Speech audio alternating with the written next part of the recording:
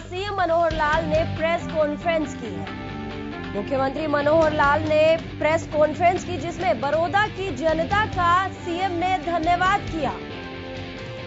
इसके साथ बड़ौदा में हम हार के भी जीते हैं। मुख्यमंत्री ने कहा कि बड़ौदा में उन्होंने हार कर भी जीत ली है और जनता ने हमारे प्रत्याशी को प्यार दिया।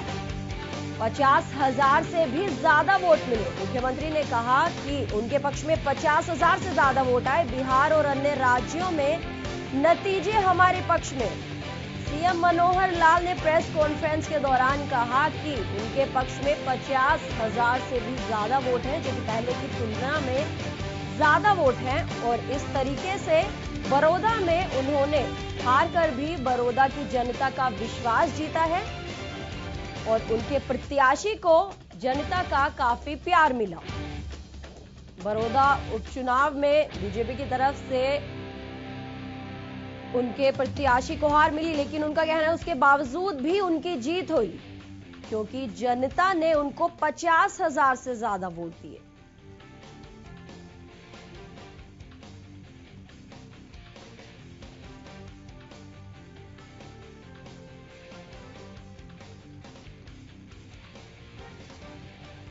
हमारे संवाददाता राकेश गुप्ता जुड़ चुके हैं इस मुद्दे पर।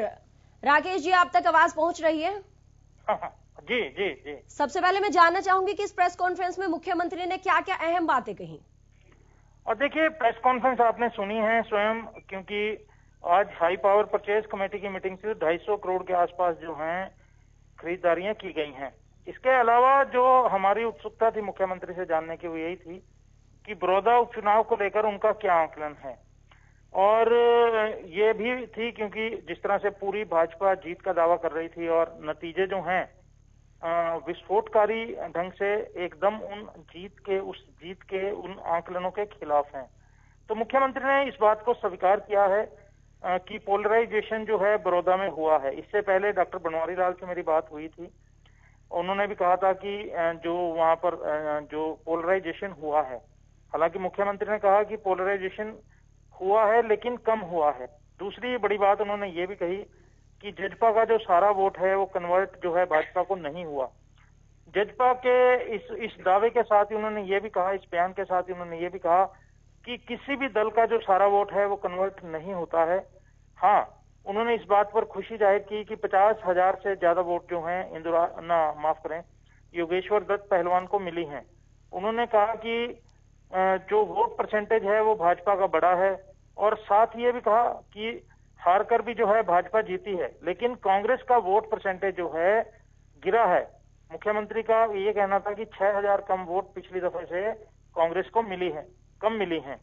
इसके साथ साथ मुख्यमंत्री ने यह भी कहा कि जो भी घोषणाएं बड़ौदा में की गई हैं वे जारी रहेंगी और जो नए काम हैं अब विधायक की जिम्मेवारी है कि वे सरकार के पास उनके पास लेकर आए काम। तो उन्होंने ये अश्योर किया है कि कोई भी काम इंदुराज लाएंगे तो वे उसे नकारेंगे नहीं।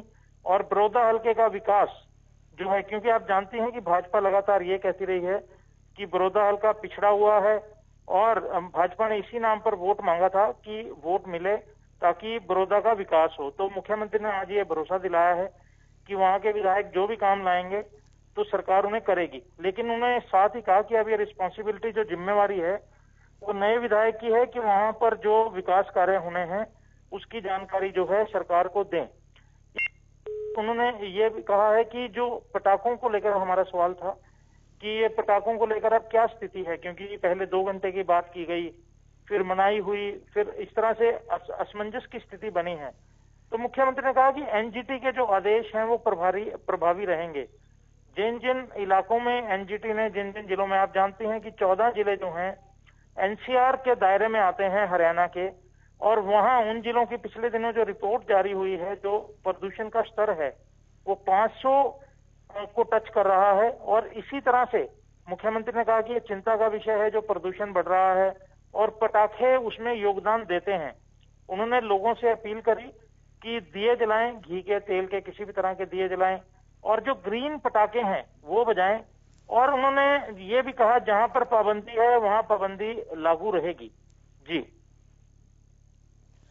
शुक्रिया राकेश गुप्ता जी आपका हम तक ये तमाम जानकारी पहुंचाने के लिए। वहीं एक और बड़ी खबर पानीपत